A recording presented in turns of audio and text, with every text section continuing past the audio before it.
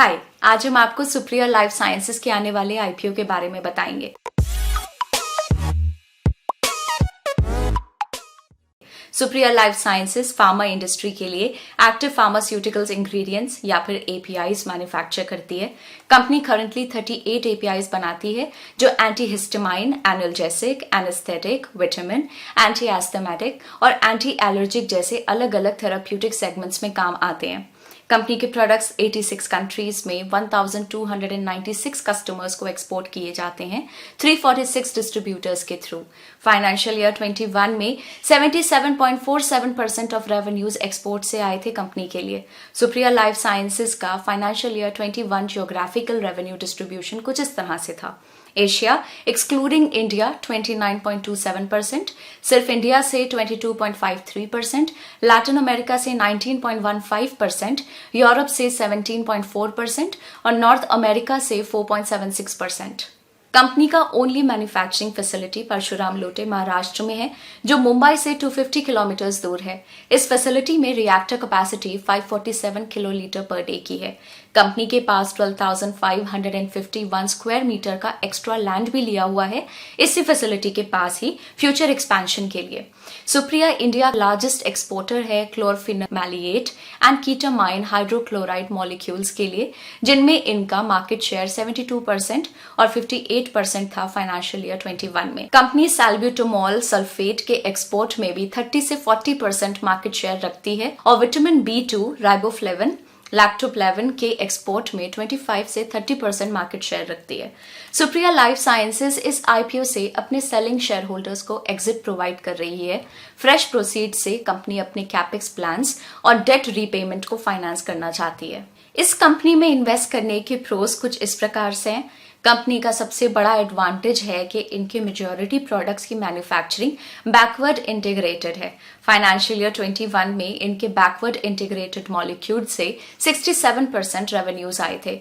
इस backward integration से company को बहुत फायदे होते हैं, जैसे कि रॉ मटेरियल सोर्सिंग के लिए एक्सटर्नल सोर्सेज से इंडिपेंडेंट होना, रॉ मटेरियल कॉस्ट वॉलेटिलिटी से शील्डेड रहना, रॉ मटेरियल्स के क्वालिटी और अवेलेबिलिटी का एश्योरेंस अपने कंट्रोल में होना।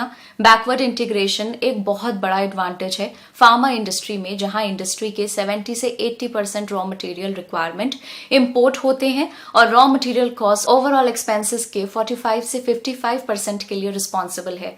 कंपनी का लार्जेस्ट रेवेन्यू जनरेटिंग रीजन है इंडिया, जहां हेल्थ केयर और मेडिसिन स्पेंडिंग में काफी अंडर पेनिट्रेशन है versus rest of the world.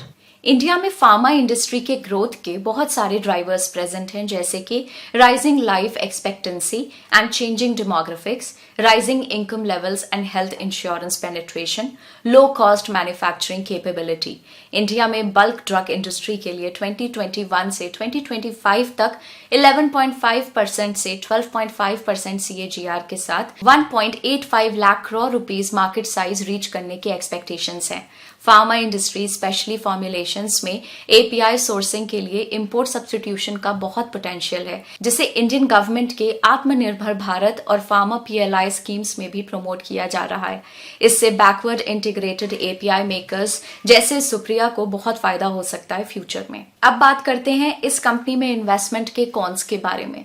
Company के फाइनेंशियल ईयर 21 में टॉप 3 और टॉप 5 प्रोडक्ट से 50% और 64% रेवेन्यूज जनरेट हुए थे। इससे पता चलता है कि सुप्रिया में प्रोडक्ट कॉन्सेंट्रेशन रिस्क है, जहां इनके टॉप 3 या टॉप 5 प्रोडक्ट्स में किसी में भी मार्केट डिक्लाइन हुआ तो कंपनी के परफॉर्मेंस और अर्निंग्स को बहुत बड़ा नुकसान हो सकता है।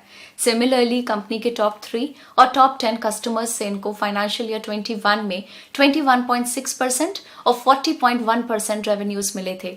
अगर इनके टॉप कस्टमर्स से इनको कम बिजनेस मिलता है या एसोसिएशन खत्म हो जाता है तो इन्हें बहुत नुकसान हो सकता है। कंपनी के पास किसी भी कस्टमर के साथ लॉन्ग टर्म कॉन्ट्रैक्ट्स नहीं है, जिसके कारण इनके पास मिनिमम डिमांड या प्रोडक्ट सेल्स का अश्योरेंस और कॉन्ट्रैक्चुअल प्रोटेक्शन नहीं है।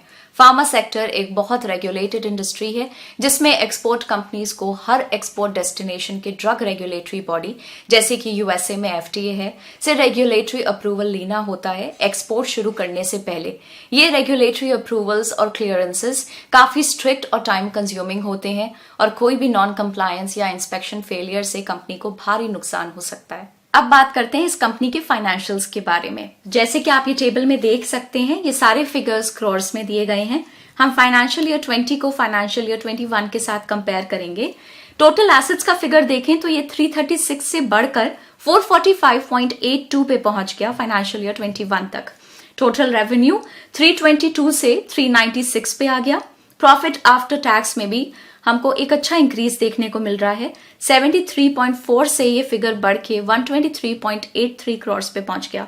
अगर हम रेशियोज की बात करें तो net profit margin 31.25%, operating profit margin 43.26%, earning per share 16.92, PE ratio 16.19 और इंडस्ट्री का पीई है 21 पे।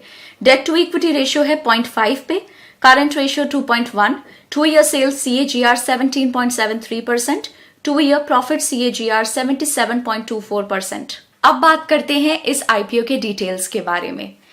इस आईपीओ की ओपनिंग डेट है 16 दिसंबर 2021, इसकी क्लोजिंग डेट है 20 दिसंबर 2021 और इसकी लिस्टिंग डेट है 28 दिसंबर 2021।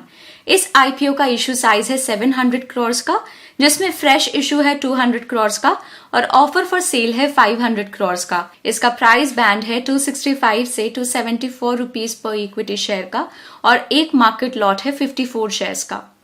हम आशा करते हैं आज का ये वीडियो आपको पसंद आया होगा। अगर आपको ये पसंद आया हो तो इस वीडियो को लाइक करें और अपने फ्रेंड्स के साथ शेयर करें। हम आपको याद दिला दें कि ये वीडियो सिर्फ एजुकेशनल पर्पस के लिए हैं और किसी भी तरह की कोई बाय या सेल रिकमेंडेशन नहीं है। ऐसे ढेर सारे आईपीओ अलर्ट्स के लिए ग्रो यूट्यूब चैनल को सब्सक्राइब करें। Bye bye.